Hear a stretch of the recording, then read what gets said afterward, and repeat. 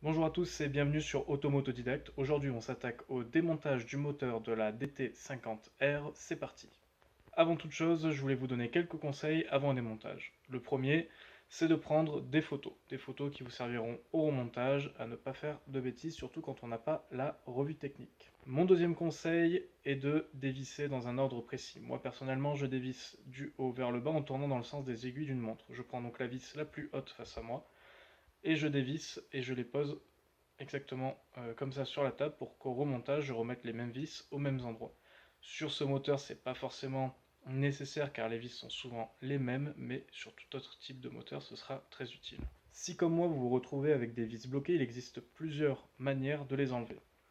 Vous pouvez utiliser un extracteur si vous en avez un, vous pouvez également chauffer la pièce ou utiliser un élastique à l'intérieur pour essayer de le sortir. Toutes ces méthodes sont efficaces, mais moi j'ai opté pour une toute autre méthode qui consiste à frapper avec un tournevis plat, un tournevis à frapper sur la vis, et en frappant dans le sens contraire des aiguilles d'une montre, de dévisser la vis bloquée. C'est une technique qui marche très bien et qui ne nécessite pas de matériel spécifique.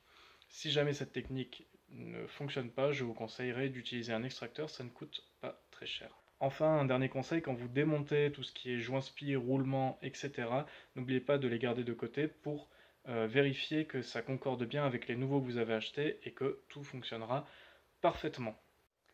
Voilà, maintenant je vous laisse avec le démontage de ce moteur qui n'a pas été de tout repos et je vous dis à très bientôt pour une nouvelle vidéo.